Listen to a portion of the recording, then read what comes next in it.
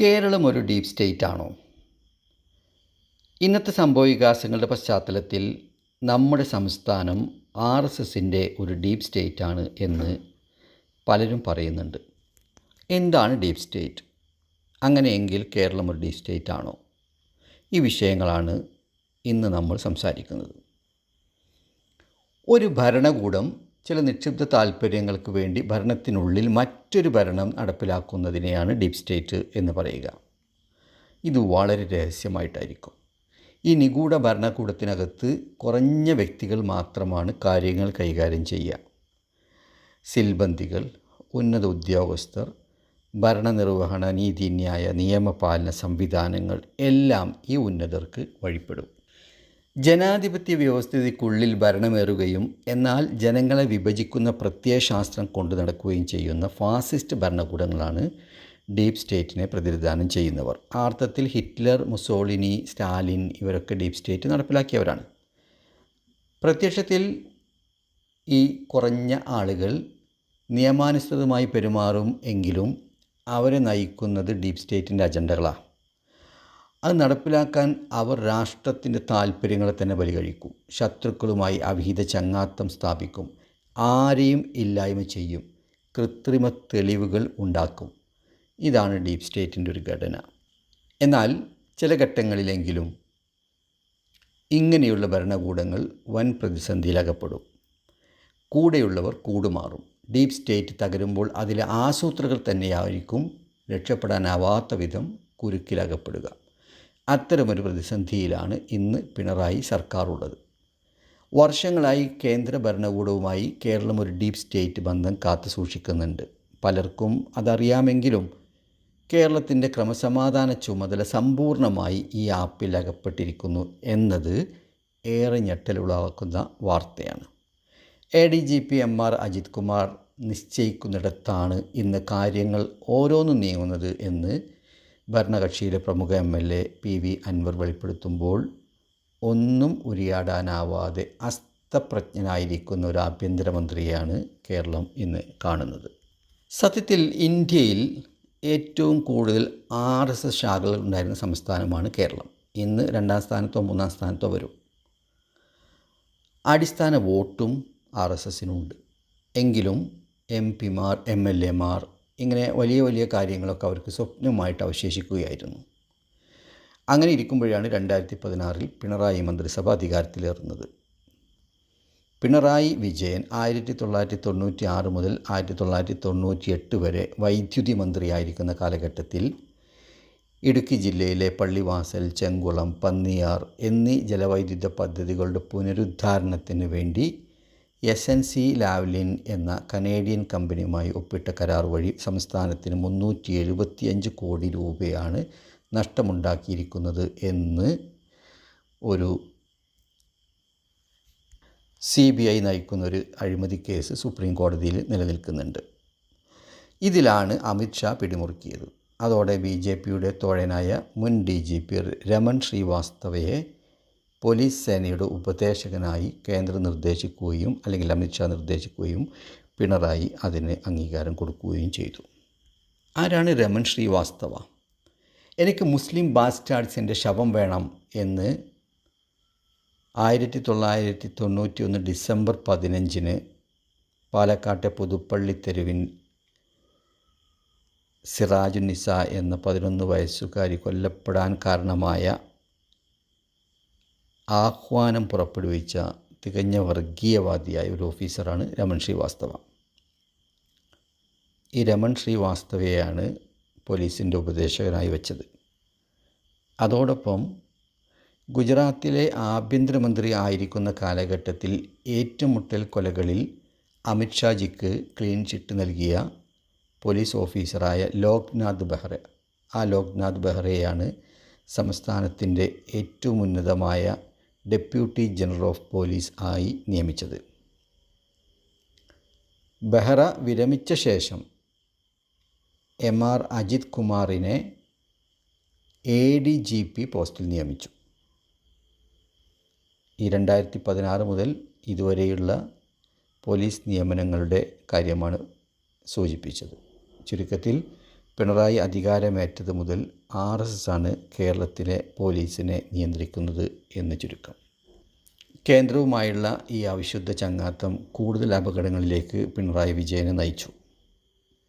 Sprinkler കരാർ, KMRL മാസപ്പടി വിവാദം, ഇതൊക്കെ അദ്ദേഹത്തിൻ്റെ മകളായ വീണയെ ചുറ്റിപ്പറ്റിയും AI ട്രാഫിക് ക്യാമറ വിവാദത്തിൽ ബന്ധു ബാബുവും പ്രകാശ് ബാബുവും സ്വർണ്ണക്കടത്ത് കേസിൽ കുടുംബം ഒന്നടങ്കവും ഉൾപ്പെടുന്നതാണ് നമ്മൾ കാണുന്നത്.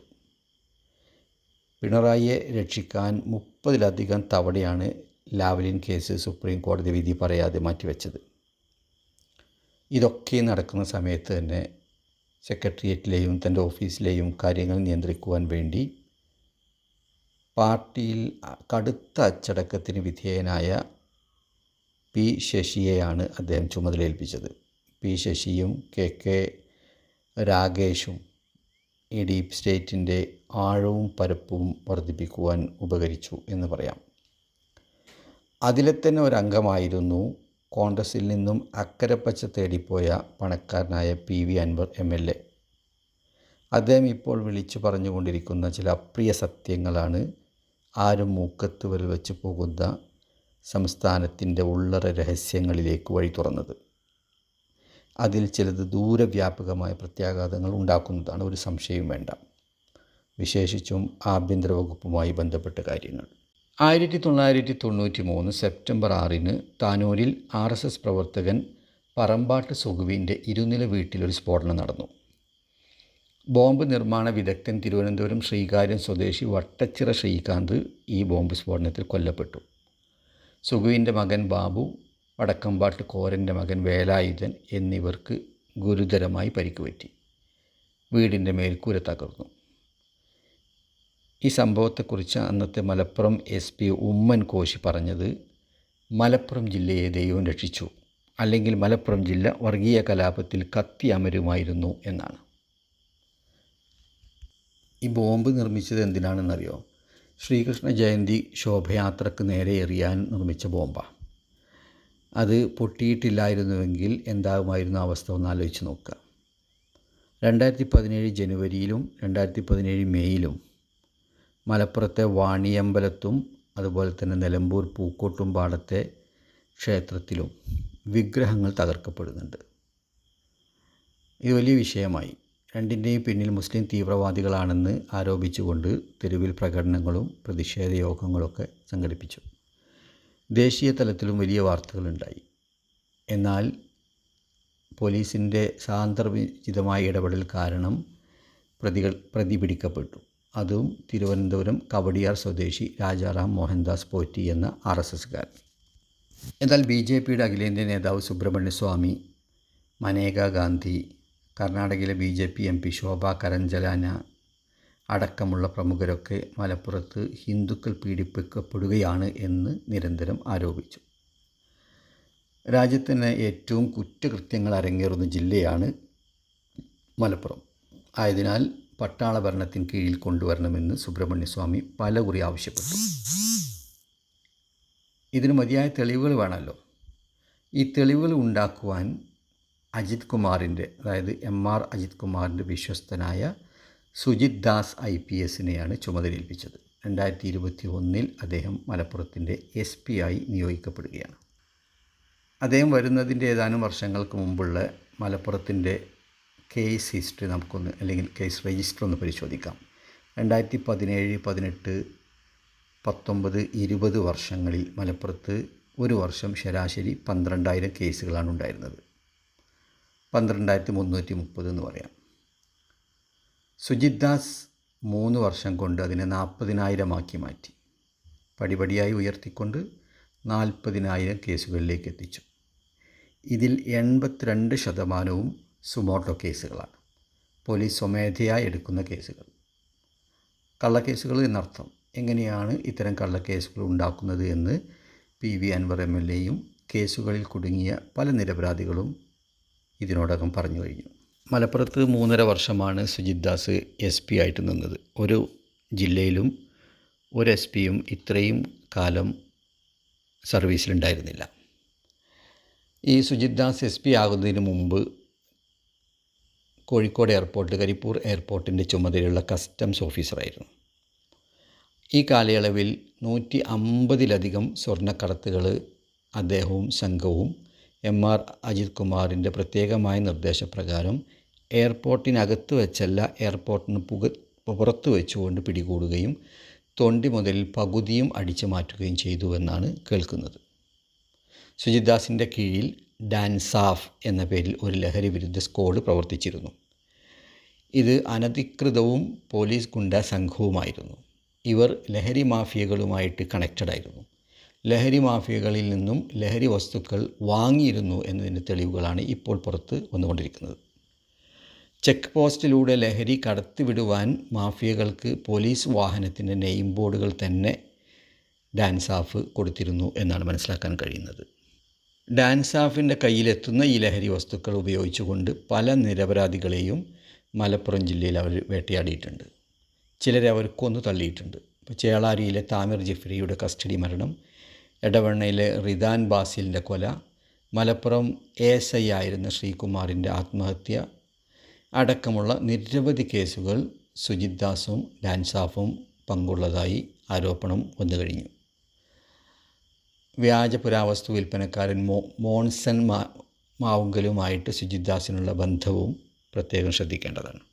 ഇതൊക്കെ മലപ്പുറം ജില്ലയിൽ ഇങ്ങനെയാണ് കാര്യങ്ങൾ എങ്കിൽ 2016 മുതൽ സംസ്ഥാനത്തെ പോലീസിനെ മുഴുവനായി നിയന്ത്രിച്ചു കൊണ്ടിരുന്നത് സംഘപരിവാർ ശക്തികളായിരുന്നു. നമ്മുടെ ദുർബലനായ മുഖ്യമന്ത്രിയെ, അദ്ദേഹത്തിൻ്റെ അഴിമതി കേസുകളെ മറയാക്കിക്കൊണ്ട് അമിത്ഷാ കേരളത്തിൻ്റെ ആഭ്യന്തരം നേരിട്ട് കൈകാര്യം ചെയ്യുകയായിരുന്നു എന്ന് പറയാം. RSSന് മുഖ്യമായിട്ടും 2 അജണ്ടകളാണ് കേരളത്തിലുണ്ടായിരുന്നത്. ഒന്ന്, കേരളത്തിലെ കോൺഗ്രസിനെ ദുർബലമാക്കി UDFന് ബദലായി മാറുക, എന്നിട്ട് അധികാരത്തിലേക്ക് എത്തുക. 2, മുസ്ലിങ്ങളുടെ രാഷ്ട്രീയ ശക്തിയെ ക്ഷയിപ്പിക്കുകയും അവരെ അഗണ്യ കോടിയിലേക്ക് പിന്തള്ളുകയും ചെയ്യുക. ഈ രണ്ടാമത്തെ അജണ്ടയ്ക്ക് വേണ്ടി ഇതിൻ്റെ ഫലമായിട്ട് മുസ്ലിം ചെറുപ്പക്കാർക്കെതിരെ നിരന്തരമായി കേസുകൾ എടുത്തുകൊണ്ടിരിക്കുകയായിരുന്നു. എലത്തൂർ ട്രെയിനിൽ ബോംബ് പൊട്ടുന്നുണ്ടല്ലോ, ഓടിക്കൊണ്ടിരുന്ന ട്രെയിനിലാണ് ബോംബ് പൊട്ടുന്നത്, കോഴിക്കോട് എലത്തൂരിൽ. മണിക്കൂറുകൾ കഴിഞ്ഞ് കണ്ണൂർ വെച്ചിട്ട് ഫാറൂഖ് സൈഫി എന്നൊരാളെ പിടികൂടുക. അദ്ദേഹമാണ് ഈ പണി ചെയ്തത് എന്ന് ADGP യാതൊരു ശങ്കക്കും ഇടയില്ലാത്ത വിധം അദ്ദേഹം പറയാം. എന്നിട്ട് അതിന് അദ്ദേഹം പറയുന്ന ന്യായീകരണം ഫാറൂഖ് സൈഫി വരുന്നത് ഷഹീൻ ബാഗിൽ നിന്നാണ്, അത് മതിയല്ലോ തെളിവ്. അദ്ദേഹം സാക്കിർ നായിക്കിൻ്റെ പ്രസംഗം കേൾക്കാറുമുണ്ട്, ഇതാണ് രണ്ടാമത്തെ തെളിവ്. ഇത് രണ്ടും ഇസ്ലാമോഫോബിക്കായിട്ടുള്ള മറുപടികളാണ്. സംസ്ഥാനത്തെ ക്രമസമാധാനം കൈകാര്യം ചെയ്യുന്ന ADGPയുടെ വാക്കുകളാണ്. അദ്ദേഹത്തിൻ്റെ വർഗീയമായ നിലപാടാണ് അദ്ദേഹം പറയുന്നത്. പിന്നീട് തെളിവുകൾ ശക്തിപ്പെടുത്താൻ വേണ്ടി കുറേ പേര് ഡൽഹിയിൽ നിന്ന് കൊണ്ടുവന്നു. അതിലൊരു കുട്ടിയുണ്ട്. ആ കുട്ടിയുടെ പിതാവ് കൊച്ചിയിലെ ഒരു ഹോട്ടലിൽ വെച്ച് ആത്മഹത്യ ചെയ്തു എന്ന് പറയപ്പെടുന്നു. ഇതിനൊക്കെ പിന്നിൽ കൃത്യമായ RSSൻ്റെ തിരക്കഥയാണ് വർക്കൗട്ട് ചെയ്തുകൊണ്ടിരിക്കുന്നത്. കേരളത്തിലെ ഡീപ്പ് സ്റ്റേറ്റിൻ്റെ ആഴവും പരപ്പും മനസ്സിലാക്കാൻ മറ്റൊരു കാര്യം പറയാം. 2023 ഒക്ടോബർ 29 കളമശ്ശേരിയിലെ കൺവെൻഷൻ സെൻറ്ററിൽ യഹോവ സാക്ഷികളുടെ പ്രാർത്ഥന നടന്നുകൊണ്ടിരിക്കെ രാവിലെ ബോംബ് പൊട്ടി 3 പേർ മരിച്ചു. ഉടനെ തന്നെ അതിൻ്റെ പിന്നിൽ തീവ്രവാദികളാണ് എന്ന് സൂചനകൾ വന്നു തുടങ്ങി. ആദ്യം തന്നെ പോലീസ് ചെയ്തത് നിസാമുദ്ദീൻ പാനായിക്കുളം, അബ്ദുൽ സത്താർ എന്നൊക്കെ അറിയപ്പെടുന്ന കുറേ ചെറുപ്പക്കാരെ, മുസ്ലിം ചെറുപ്പക്കാരെ അവരുടെ വീടുകളിൽ നിന്ന് പിടിച്ചു കൊണ്ടുവന്നു. ഈ ആളുകൾ 2006 രാജ്യരക്ഷാവിരുദ്ധ അല്ലെങ്കിൽ രാജ്യവിരുദ്ധ പ്രവർത്തനങ്ങൾക്ക് കേസിൽപ്പെട്ട ആളുകളാണ്. അവർ ശിക്ഷ അനുഭവിക്കേണ്ടി വന്നിട്ടുണ്ട്. എന്നാൽ ഹൈക്കോടതിയും സുപ്രീം കോടതിയും ഈ കേസ് മെറിറ്റില്ലാത്തതാണെന്നും ഇവർ യാതൊരു തെറ്റും ചെയ്തിട്ടില്ലെന്നും രാജ്യവിരുദ്ധ പ്രവർത്തനങ്ങളിൽ ഏർപ്പെട്ടിട്ടില്ലെന്നും തീരുമാനിക്കപ്പെടുകയും അങ്ങനെ അവരെ വെറുതെ വിടുകയും ചെയ്തതാണ്. പക്ഷേ എന്ത് പ്രശ്നങ്ങളുണ്ടായിക്കഴിഞ്ഞാലും, സംസ്ഥാനത്ത് എന്ത് പ്രശ്നങ്ങളുണ്ടായിക്കഴിഞ്ഞാലും വാഗമൺ ക്യാമ്പിൽ പങ്കെടുത്ത ഈ ആളുകളുടെ അടുത്തേക്ക് പോലീസ് ചെല്ലും. ഇപ്പോൾ പി.വി. അൻവർ അദ്ദേഹത്തിൻ്റെ ആരോപണങ്ങൾ വന്ന ശേഷം മലപ്പുറം ജില്ലാ SP സ്ഥാനത്തുണ്ടായിരുന്ന എസ് ശശിധരനാണ്. അദ്ദേഹം RSSൻ്റെ ഡീപ് സ്റ്റേറ്റിലെ ഒരു ഉദ്യോഗസ്ഥനാണ്, ഈ ടീമിൽപ്പെട്ട ഒരാളാണ്. അദ്ദേഹമാണ് വ്യാജ കേസിൽ ഇവരെ കൊടുക്കുന്നത്. ഇവരുടെ കൂട്ടത്തിൽ ഈ കേസിൽ നാട്ടകം പോളിടെക്നിക്കിൽ പഠിക്കുന്ന നിസാം എന്ന് പറയുന്നൊരു വിദ്യാർത്ഥി ഉണ്ടായിരുന്നു. യാതൊരു തെളിവിൻ്റെ പിൻബലവും ഈ വിദ്യാർത്ഥിക്കെതിരെ ഇല്ല എന്ന് കണ്ടുകൊണ്ട് ഉപാധികളോടെ അല്ലെങ്കിൽ കർശന ഉപാധികളോടെ അവന് പരീക്ഷ എഴുതട്ടെ എന്ന അർത്ഥത്തിൽ അവന് ഹൈക്കോടതിയിലെ മജിസ്ട്രേറ്റായിരുന്ന M. താഹ അദ്ദേഹം കർശന നിർദ്ദേശത്തോടു കൂടി ഈ കുട്ടിക്ക് പരീക്ഷ എഴുതുവാനും വേണ്ടി അനുമതി കൊടുക്കുക. ഈ അനുമതി കൊടുത്തു എന്ന ഒറ്റ കാരണത്താൽ മജിസ്ട്രേറ്റായിരുന്ന M. താഹയെ രായ്ക്ക് രാമാനം സ്ഥലം മാറ്റി. ആക്ച്വലി എസ് ശശിധരൻ എന്ന് പറയുന്ന IPS ഓഫീസർ നിർദ്ദേശിച്ചിരുന്നത് ഇദ്ദേഹത്തെ സസ്പെൻഡ് ചെയ്യണമെന്നായിരുന്നു. അപ്പോൾ അവർ നിശ്ചയിക്കുന്ന വരുതിയിൽ വരാത്ത എല്ലാ ആളുകളെയും സ്കെച്ച് ചെയ്ത് മാറ്റി നിർത്തുന്ന സംവിധാനമാണ് ഡീപ് സ്റ്റേറ്റ് കേരളത്തിൽ നടപ്പിലാക്കിക്കൊണ്ടിരിക്കുന്നത്. കേരളത്തിൽ ഒരു വശത്ത് ഇതൊക്കെ നടന്നുകൊണ്ടിരിക്കെ തന്നെ കേരളത്തിൽ നിന്ന് ഒരു MP ഉണ്ടാവണമെന്നത് BJPയുടെ ഒരു ഡിമാൻഡായിട്ട് BJP പിണറായി വിജയൻ്റെ മുമ്പിൽ വെക്കുകയാണ്. അങ്ങനെ ഒരു MP ഉണ്ടാക്കി കൊടുക്കുന്നതിന് വേണ്ടി ADGP വഴി തൃശ്ശൂർ പൂരം കലക്കുക. കേരളത്തിലെ മിക്കവാറും യൂണിവേഴ്സിറ്റികളിലൊക്കെ ഇപ്പോൾ RSS ബുദ്ധിജീവികൾ കയറിക്കൊണ്ടിരിക്കുകയാണ്, തിരികെ കയറ്റിക്കൊണ്ടിരിക്കുകയാണ്. എന്നാൽ RSSനെതിരെ പ്രതിരോധിക്കുന്നതും RSSനെതിരെ സമരങ്ങൾ നയിക്കുന്നതും തങ്ങളാണ് എന്ന് വരുത്തി തീർക്കുകയും ചെയ്യും. ഇതാണ് ഡീപ് സ്റ്റേറ്റിൻ്റെ പ്രവർത്തനം സുഗമമാക്കി മുന്നോട്ട് കൊണ്ടുപോകുന്ന സംവിധാനങ്ങൾ. ആ സംവിധാനങ്ങൾ നടന്നുകൊണ്ടിരിക്കുക. അതിനിടക്കാണ് പൊടുന്നനെ P.V. അൻവർ അവധൂതനെ പോലെ പ്രത്യക്ഷപ്പെടുകയും ഡീപ് സ്റ്റേറ്റിനെ തുറന്നു കാണിക്കുകയും ചെയ്തത്. ഇന്ന് നമ്മൾ കേൾക്കുന്ന വാർത്തകൾ വളരെയധികം നിരാശാജനകമാണ്. കേരളത്തിൽ നടക്കുന്ന കൊലപാതകങ്ങളിൽ, ബലാത്സംഗങ്ങളിൽ, തട്ടിക്കൊണ്ടുപോകലുകളിൽ, കേസുകൾ ഒതുക്കി തീർക്കുന്നതിൽ, പഞ്ചായത്താക്കുന്നതിൽ, മുഖ്യമന്ത്രിയുടെയും കുടുംബത്തിൻ്റെയും അടക്കം മന്ത്രിമാരുടെ ഫോൺ ചോർത്തുന്നതിൽ, പ്രമുഖ വ്യവസായി കോഴിക്കോട്ടുകാരനായിട്ടുള്ള മാമിയുടെ തിരോധാനത്തിൽ, സ്വർണ്ണക്കള്ളക്കടത്തിൽ, സ്വർണം പൊട്ടിക്കുന്നതിൽ, കള്ളക്കേസുകൾ ചുമത്തുന്നതിൽ എല്ലാം ഈ പറയപ്പെട്ട ADGPയുടെ നേതൃത്വത്തിലുള്ള ഒരു ഡീപ് സ്റ്റേറ്റ് കൃത്യമായി പ്രവർത്തിച്ചു കൊണ്ടിരിക്കുന്നു എന്ന് MLA തെളിവുകൾ സഹിതം പുറത്തുവിടുമ്പോൾ മുഖ്യമന്ത്രിയും CPM പാർട്ടിയും മൗനത്തിൻ്റെ വാൽമീകത്തിലാണ്. CPI മാത്രമാണ് ഉറച്ചൊരു നിലപാടെടുത്തത്. പ്രതിപക്ഷത്തിന് അല്ലെങ്കിൽ ഭരണപക്ഷത്തിൽ നിന്നും ആശ്വാസമുള്ള ഒരു വാക്ക് വന്നത് CPIയിൽ നിന്നാണ്. എന്നാൽ ഇടത് ഏകോപന സമിതിയിൽ എല്ലാ ഘടകകക്ഷികളും ആവശ്യപ്പെട്ടിട്ടും ഈ ADGPക്കെതിരെ മുഖ്യമന്ത്രി യാതൊരു നടപടിയും എടുത്തിട്ടില്ല. അന്വേഷണം കഴിയട്ടെ എന്ന് മാത്രമാണ് പറഞ്ഞത്. അപ്പോൾ മുഖ്യമന്ത്രിയുടെ നിലപാടിതാണ്. എന്നാൽ നിഷ്പക്ഷനായിട്ട് നിൽക്കേണ്ട സ്പീക്കർ സഖാവ് ഷംസീർ RSSനെ വെള്ളപൂശാനും ADGPയെ പിന്തുണക്കാനും ഒരുമ്പെട്ടു. CPM പാർട്ടി സെക്രട്ടറി അതിനെ സപ്പോർട്ട് ചെയ്തു. ഈ CPMൻ്റെ അടുത്ത കാലത്ത് വന്ന പാർട്ടിയുടെ സെക്രട്ടറിമാർ നേരിട്ടോ അല്ലെങ്കിൽ മക്കൾ മുഖേനയോ ഈ ഡീപ് സ്റ്റേറ്റിൻ്റെ ഭാഗമാകുന്നു എന്നത് CPM പാർട്ടി എത്തി നിൽക്കുന്ന അപജയത്തിൻ്റെ ആഴം വർദ്ധിപ്പിക്കുകയാണ്. അതേസമയം ഒരേ സമയം തന്നെ കേരള ഭരണത്തിലും ക്രിസ്ത്യൻ മധ്യവർഗത്തിനിടയിലും സ്വാധീനം വർദ്ധിപ്പിച്ചുകൊണ്ട് യാതൊരു അധ്വാനവുമില്ലാതെ കേരളത്തിൻ്റെ രാഷ്ട്രീയത്തിൽ BJP കുതിപ്പ് തുടരുകയാണ്. ഈ സാഹചര്യത്തിൽ പ്രതിപക്ഷം ഉണർന്ന് പ്രവർത്തിക്കേണ്ടതിൻ്റെ ആവശ്യകത പ്രത്യേകം പറയേണ്ട കാര്യമില്ല. ഡീപ് സ്റ്റേറ്റിൻ്റെ പ്രവർത്തനങ്ങളെ കൃത്യമായ തെളിവുകളോടെ ആളുകളുടെ മുമ്പിലേക്ക് പുറത്തേക്ക് കൊണ്ടുവരേണ്ടത് ഉത്തരവാദിത്വം പ്രതിപക്ഷത്തിനാണ്. അത് കൃത്യമായി നടക്കുന്നില്ല. ഇനി മറ്റൊരു കാര്യം പറയാനുള്ളത്, മുസ്ലിങ്ങൾ ഇவ்விധം പോലീസിനാൽ പീഡിപ്പിക്കപ്പെടുകയാണ്. വിശേഷിച്ചും മുസ്ലിം ലീഗിൻ്റെ തട്ടകമായ മലപ്പുറത്ത്. എന്നിട്ട് കടമ നിർവഹിക്കുന്നതിൽ മുസ്ലിം ലീഗിൻ്റെ ഭാഗത്തു നിന്ന് മെല്ലെപ്പോക്ക് സമീപനമാണ് നമ്മൾ കാണുന്നത്. ഇത് കാര്യബോധമുള്ള പാർട്ടി അണികളെ നിരാശരാക്കുന്നു എന്ന കാര്യത്തിൽ യാതൊരു സംശയവുമില്ല. കേരളം BJPക്ക് വീണ് കിട്ടിയിരിക്കുന്ന അപൂർവ അവസരമാണ്. അതവർ നല്ല രീതിയിൽ ഉപയോഗിച്ചു കൊണ്ടേയിരിക്കുകയാണ്.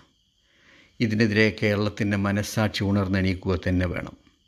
ഒരു ഡീപ്പ് സ്റ്റേറ്റ് ആയിത്തീരുന്ന ദുരന്തത്തിൽ നിന്നും കേരളത്തെ എത്രയും പെട്ടെന്ന് രക്ഷിക്കണം. കേരളത്തെ സ്നേഹിക്കുന്ന ജനത, ഇടതുപക്ഷ മൂല്യങ്ങളോടെ ഇവിടെ ഉണ്ടാവണമെന്ന് ആഗ്രഹിക്കുന്ന നിഷ്പക്ഷർ, സഖാക്കൾ, പ്രതിപക്ഷ കക്ഷികൾ അടക്കമുള്ള എല്ലാവരും ഈ ഡീപ്പ് സ്റ്റേറ്റിനെതിരെ അതിശക്തമായി രംഗത്ത് വരണം. കേരളം മുംബൈ പോലെയോ ഗുജറാത്ത് UP സംസ്ഥാനങ്ങളെപ്പോലെയോ അധോലോകത്തിലോ രാഷ്ട്രീയക്കാരുടെയും സേനയുടെയും അദൃശ്യകരങ്ങൾക്ക് കീഴടങ്ങുവാനോ പാടില്ല. ക്രമസമാധാനത്തിൻ്റെ ചുമതലയുള്ള ഉന്നത പോലീസ് ഓഫീസർ അടിക്കടി RSS നേതാക്കളെ സ്വകാര്യമായി സന്ദർശിക്കുന്നത് എന്താവശ്യത്തിന് വേണ്ടിയാണ് എന്ന് ജനത്തിനറിയാം. ഈ കൂടിക്കാഴ്ചയിൽ മുഖ്യമന്ത്രിയുടെ ബന്ധുവിൻ്റെ സാന്നിധ്യം അതെന്തിനായിരിക്കുമെന്ന് ഊഹിക്കാനുള്ള കഴിവും കേരളത്തിലെ ജനങ്ങൾക്കുണ്ട്. ഭാഗ്യവശാൽ CPM അണികൾ കാര്യങ്ങൾ തിരിച്ചറിയുന്നുണ്ട് എന്നാണ് മനസ്സിലാക്കാൻ കഴിയുന്നത്. ഡീപ്പ് സ്റ്റേറ്റ് കേരളത്തിലുണ്ട്. ആ ഡീപ്പ് സ്റ്റേറ്റ് അതിൻ്റെ പണികൾ നന്നായിട്ട് പ്രവർത്തിച്ചു കൊണ്ടുപോകുന്നുണ്ട്.